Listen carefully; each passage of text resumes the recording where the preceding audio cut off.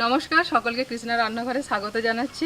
অনেক দিন কিন্তু কচু শাক রান্না হয়নি, তো কচু শাক রান্নার সময় এসে গেছে। অনেকেই বলছেন যে দিদি কচু শাক রান্না করে দেখাও। এই যে আমাদের পুকুর পাড়ে প্রচুর কচু শাক হয়েছে, এখান থেকে তুলে রান্না করব। ওই হচ্ছে আমার রান্নাঘর, আর এই যে পুকুরের পাড়েতে বেশি দূর আমায় যেতে হয় না, আমাদের বাড়ির চারপাশেতেই ছড়িয়ে ছিটিয়ে আছে প্রচুর কচু শাক। তো চলুন কিছু কেটে নিই। বর্ষাতে পুকুর ভর্তি জল, আর এই দেখুন পুকুরের পাড়ে পাড়ে কচু শাক। এখানে প্রচুর কচু শাক হয়েছিল, সব কেটে কেটে নিয়ে যাচ্ছে যারা কচু শাক খায়। আবার যারা বাজারে বিক্রি করে তারাও এখান থেকে এসে কেটে নিয়ে যাচ্ছে বিক্রির জন্য।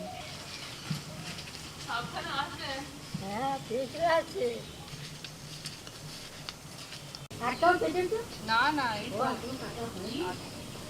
এই দেখুন না, কত কেটে কেটে নিয়ে চলে গেছে। হ্যাঁ, মোটা মোটা করে কেটে কেটে। আপনি ওখানেই দাঁড়ান, হেঁটে আসতে পারবেন না। কচু শাকগুলো পুকুরের পাড়েতে, কিন্তু এতটাই জল উঠে গেছে যে কচু শাকগুলো সব ডুবে গেছে। একবার পুকুর ভর্তি জল। কেটে কেটে আপনাকে দিচ্ছে, আমি ওখানে দাঁড়ানে। হ্যাঁ হ্যাঁ,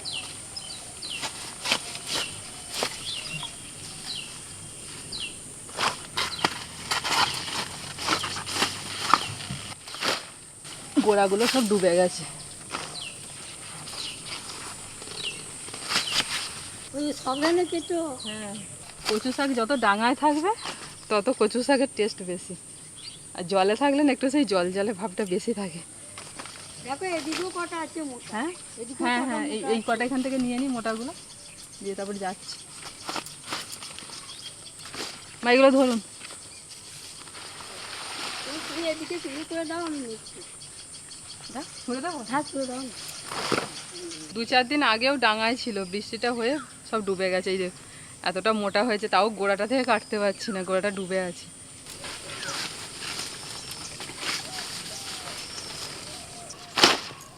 যা কেটেছো হয়ে যাবে, অতি চলে এসে অতি হয়ে যাবে। রান্না করতে করতে আবার ছুটে আসতে পারবো না, একটু বেছে নিয়ে যাই ভালো।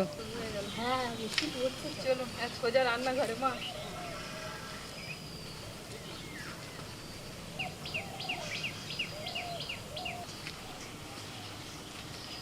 দেখতে দেখতে অন্ধকার হয়ে গেল গো। হ্যাঁ এইদিকে খুব মিষ্টি। পাতাগুলো লাগবে না, পাতাগুলোকে একটুখানি সেঁটে নিই ভালো করে। হ্যাঁ, এই দেখো ডাঁটাগুলোকে এইভাবে মুছে দিচ্ছি যেন। প্রায় 15-20 মিনিট মুষলধারে বৃষ্টি হলো, তো তারপরেতে এই যে আবার ভিডিওটা আমাদের শুরু হলো। কচু শাক রেখে দিই দৌড়, কিছু তখন নিয়ে আসা হয়নি, রান্নার জিনিসপত্র আবার সব আনতে গেলাম।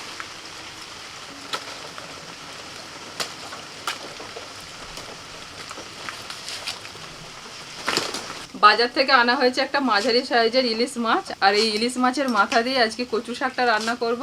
আর সাথে থাকছে ইলিশ ভাপা। তবে ইলিশ ভাপা সচরাচর আমরা যেভাবে করে থাকি ওইভাবে করব না, একটু আলাদা মশলা দিয়ে আমি রান্নাটা করব।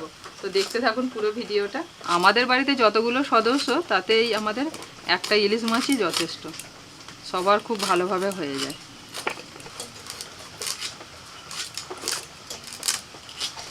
বর্ষা পড়তে না পড়তে বাজারে রূপলি ইলিশের আমদানি শুরু হয়ে গেছে, আর আমাদের বাড়িতেও এখন ইলিশ রান্না শুরু হয়ে গেছে।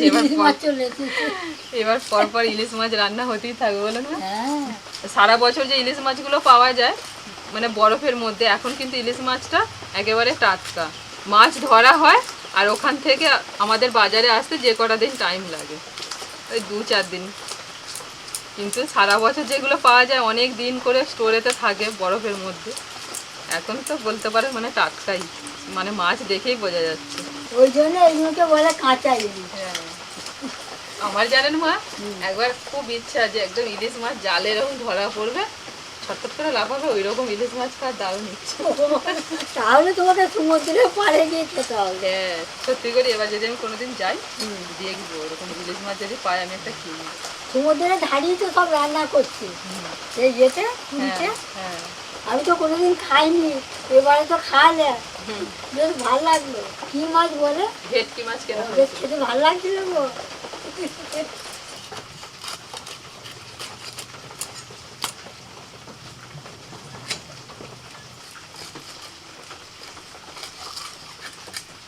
মা দেখুন পিসগুলো ঠিক আছে তো? হ্যাঁ হ্যাঁ ঠিকই আছে, সবাই হয়ে যাবে সেরকম করো না, খাইয়ে দেবে। এই যে বৃষ্টি শুরু হয়েছে, বৃষ্টি থামার নাম নেই।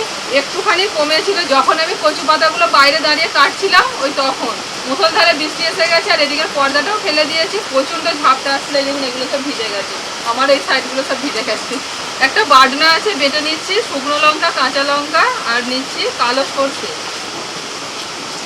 গোটা জিরে। আমি এখন কচুটা কাটতে যাচ্ছি, আমার এখনো কাটা হয়নি।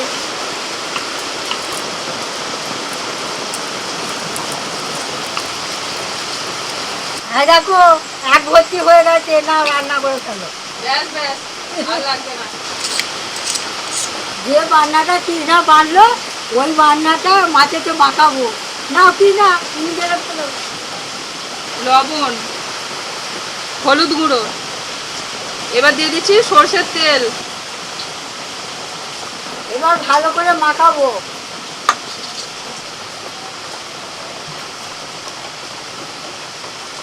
ব্যাস। কচু শাক সিদ্ধ করার সময় কড়ার মধ্যে একটা দাগ লেগে যায়, কালো মতো হয়ে যায় কড়ার ভিতরে, সেজন্য একটু সর্ষের তেল মাখিয়ে নিলাম, সামান্য একটু সর্ষের তেল। ধুয়ে নিয়ে সব কচু শাক দিয়ে দিচ্ছি। এই দেখুন এক কড়া হয়ে গেছে। লবণ,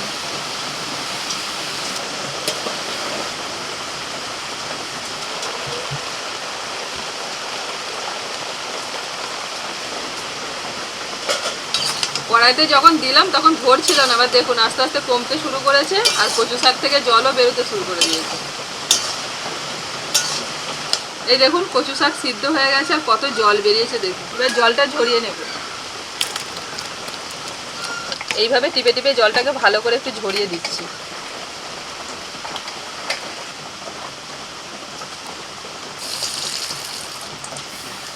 কড়াইতে তেলের মধ্যে একটু লবণ হলুদ দিয়ে দিয়েছি, এখন দিয়ে দিচ্ছি ইলিশ মাছের মাথা।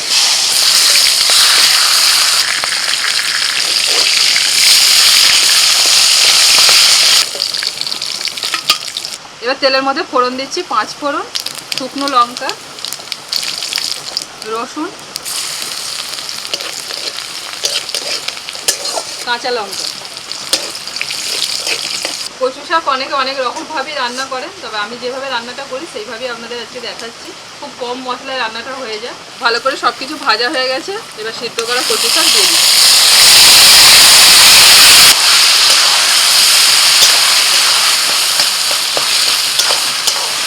এবার দিচ্ছি একটু হলুদ গুঁড়ো, লবণ। এবার শুধু খুব জোরে জাল দিতে হবে আর নাড়াচাড়া করতে হবে অনবরত, তবে এই যে জল জলে ভাবটা আছে এটা শুকিয়ে যাবে। এতক্ষণ উনানটা খুব ভোগাচ্ছিল, জ্বলতেই চাইছিল। হ্যাঁ, এবার গরম হয়েছে, এবার জোর জ্বলবে। নাড়াচাড়া করতে করতে জলটা অনেকটাই শুকিয়ে গেছে। এবার মাছের মাথা দিয়ে দিচ্ছি,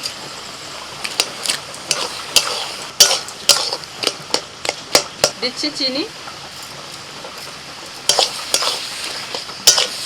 নাড়াচাড়া করতে করতে পুরো জলটা সব শুকিয়ে গেছে। দেখুন কচু শাক আমাদের একদম রেডি, ঠিক এইরকম হবে।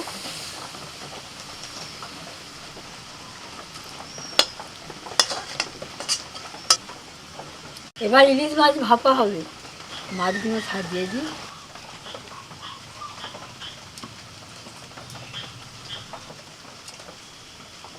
মশলার বাটিটা ধুয়ে একটু জল দিয়ে দিচ্ছি। উপর থেকে কাঁচা লঙ্কা দিয়ে দিলাম। এবার ঢাকনাটা বন্ধ করে দিচ্ছি। এবার এই টিফিন বাটি কড়ার মধ্যে বসিয়ে দিচ্ছি, জল দিয়ে দিয়েছি। টিফিন বাটিটা অর্ধেকটা ডুববে সেই রকম জলটা দিয়েছি। এবার উপর থেকে ঢাকা দিয়ে দিলাম। 20 মিনিট মতো জলের ভাপেতে আমি ইলিশ মাছটা ভাপাতে দিয়েছিলাম। ভাপানো হয়ে গেছে, এবার নামিয়ে নেব। আস্তে আস্তে টিফিন বাটিটা তুলে নিচ্ছি, আর দেখুন জলটা কতটা কমে গেছে। নাও কচু শাক দিয়ে আগে শুরু করো। এই আমাকে বেশি করে দিচ্ছ, তোমার কম কেন? দুজনেই সমান সমান নিয়েছি। টিফিন বাটিটা একটু ঠান্ডাও হয়ে গেছে, এবার খোলা যাবে। ধোঁয়া বেরিয়ে এলো একটু। দিয়ে দিলাম ইলিশ মাছ। হালকা করে দিয়ে দাও একটু, ব্যাস। কোনো ডাল টাল কিছু লাগবে না। এই তোমার কয় আমাকে দিলে? আমি আগে কচু শাক দিয়ে খাবো, হুম। তারপরে ইলিশ মাছ নেবো। আর তোমার তো একটু ধৈর্য কম। আচ্ছা ওকে না যখন খেতে দেওয়া হবে ওকে মানে যা যা আছে তরকারি পাতি সব একসাথে দিয়ে দিতে হবে। ওই একটা একটা করে দিলে ওরা তো ধৈর্য নেই। মানে তাহলে খাওয়াটা শেষ হয়ে যাবে আর হ্যাঁ কি, ভাত তখন খাওয়া। খাওয়া শেষ হয়ে যাবে, মানে অল্প ভাত শেষ হয়ে যাবে। বলো কচু শাকটা কেমন লাগছে? তুমি যদি ওই ইলিশ মাছটা একসঙ্গে না দিতে ওটাই হতো। ইলিশ মাছ দেওয়ার আগে কচু শাক দিয়ে ভাত খাওয়া শেষ হয়ে যেত। দারুণ লাগছে খেতে। এই ওয়েদারে যা সেন্টটা বেরোচ্ছে না, ইলিশ মাছের সেন্টটা কচু শাক থেকে গন্ধে গন্ধেই ভাত খাওয়া হয়ে যাবে। তাই বটে। আর কচু শাকটা ভালো গো। ভালো না? মানে একটু সেই কুটকুটে টাইপের কিছু নেই।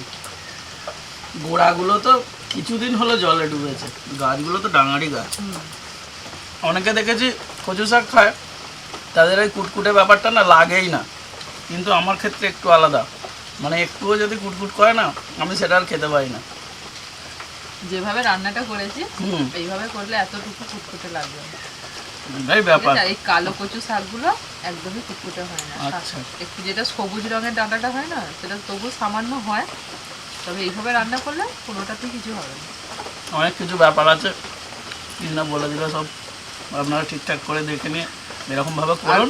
কেউ যদি মানে প্রথমবার কচু শাক রান্না করে খান, যদি ভয় ভয় লাগে যে কুটকুট করতে পারে, তখন না কচু শাকটা যখন সিদ্ধ করবেন তখন একটুখানি পাতিলেবুর রস বা তেঁতুল যদি বাড়িতে থাকে একটুখানি তেঁতুল জলে ভিজিয়ে দিয়ে দিতে পারেন। মানে অল্প একটু কিছু টক জাতীয় জিনিস দিয়ে দিলে কুটকুটে ভাবটা কাটিয়ে দেবে। কিন্তু আমাদের খেয়ে খেয়ে অভ্যাস হয়ে গেছে, আর কিছু মনে হয় না। এটা দারুণ লাগে খেতে। না না, একটু নেই কুটকুট। মানে রান্না করেছি বলে নয়, এত সুন্দর হয়েছে খেতে যে কি বলবো। এ দেখুন আমার ভাত তো প্রায় শেষের দিকে, আমি এবার ইলিশ মাছটা খাবো। একদম টাটকা টাটকা মাছ। এবার এক জোড়া নিয়ে এসো কিন্তু একদিন, তাই না? আনবো, জোড়া ইলিশ রান্না করবো। এইরকমই আনবা। হ্যাঁ হ্যাঁ, জোড়া ইলিশ করবো। ঠিক আছে।